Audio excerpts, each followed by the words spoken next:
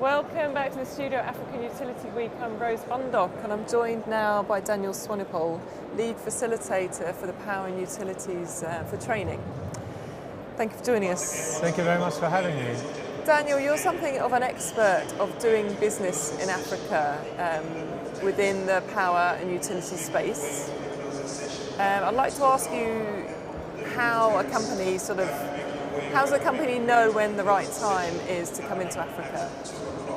Well, I think specifically if we look at within the power and utility sector, the time in Africa is now. As we say, in South Africa we have a word called kenako, which means the time is now.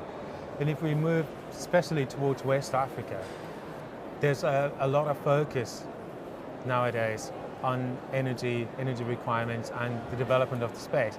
Recently in Nigeria, the government has opened up the electricity market completely to the private sector as well, which means private sector can now freely enter the market, partner with government and work on solutions that will actually allow penetration within the electricity world much faster over the next decade. I'd say people's perception is probably that the business climate in Nigeria is quite tricky. Is that false? It's absolutely true. Let's not lie on that. Business in Africa is complicated, and I think more so even on the West African side, because they have different rules that they work by. If you look at especially the three main companies, the oil economies, Angola, Ghana, Nigeria, they all operate on different rules even. So it's not that you have a set of rules that are applicable to all these different countries. You really have to explore your specific market, look at what is required, look at how they do business, and then you have to plan carefully before you enter the market with your product or your business idea. Okay. What would be your advice about finding partners? Would you say that's an essential part, local partners? In Africa, I would always suggest to any company that wants to enter Africa as a working place, even if it's not a requirement by the government, rather find a local partner. Into the future, you get a much better buy-in from your local population if you have a local partner. Also, when it comes to the proverbial opening of doors in the world of business, if you have a local partner on your side, they often navigate these paths and doors much easier and quicker than you can, because you will always be seen as the outsider. And the reality is, when we come as the outsider, we have our own way of thinking. We come from a background that we're used to and where we do business in a specific way, and very often very much a developed world European American mindset, where in Africa they operate on a unique set of rules, and we have to first learn how to do business on their level. Thinking about South Africa first, what are the key things if I'm a smart grid technology company or I make transformers, what are the key things to know about the South African market before trying to set up here? Well, South Africa as a market is generally quite easy to get into. We have a lot of incentives even from a government side. But when you enter South Africa, you must realize that we have a local content requirement in all companies. You cannot just enter the market with a foreign product or a foreign concept and expect a complete buy-in into the market. And also on the flip side of this, if you think a company like Eskom, for example, who produces our electricity, they are seen as a public enterprise, which means they certainly have to comply with the legislation of a local component, meaning local staff requirements, local procurement requirements. And for that you need a local partner. And you need to ensure that you have a local partner that definitely has the ability to operate within the market space and that have enough experience already. Otherwise, you are certainly setting yourself up for failure. Just thinking about, say, like smart metering, smart grid technology, what size is the market in South Africa? Can it sustain a large number of foreign companies coming in? Well, if you look, in terms of smart metering, especially at the moment, I think the scope is opening up quite nicely. If you look, we sit with a population of about between 55 and 57 million people. Arguably, we sit with electricity penetration of about 85%. However, that does not mean that we have any smart metering in place. Yes, to some extent, in the more affluent areas, yes, it is already there. But there's a much stronger focus at the moment, especially from Eskom's side and perspective, to push this. Because when you look at it from a from a risk management perspective, it just makes it a lot easier to manage the flow of energy into the end user.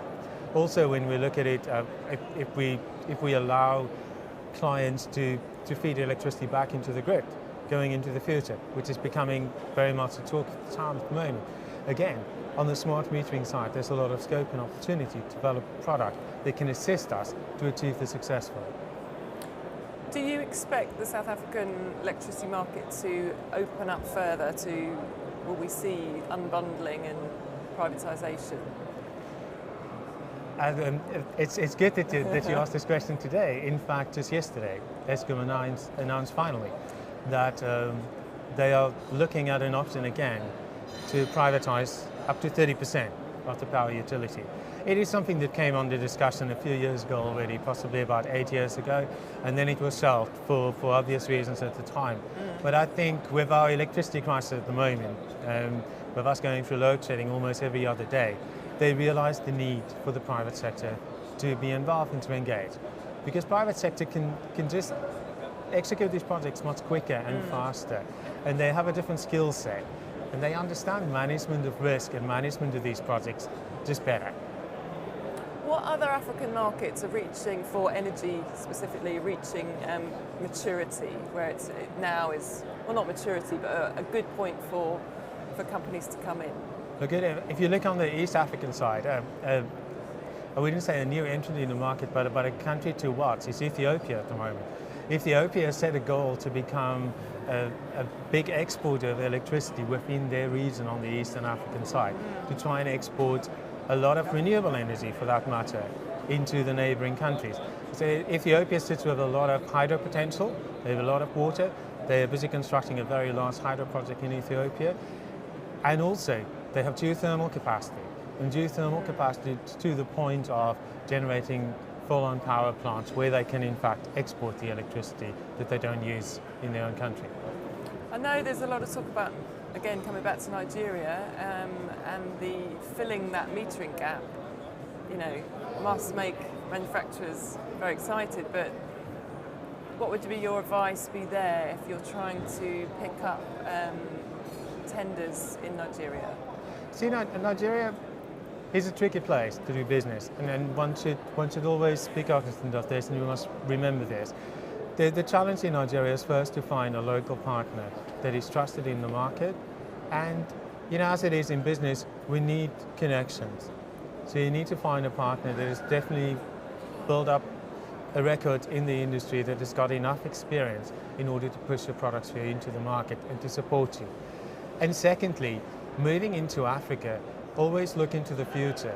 So we must plan towards a sustainable business model, which means if you manufacture at the moment elsewhere in the world, maybe in Europe, maybe in America, do not think that it's a sustainable business model to only export into Africa.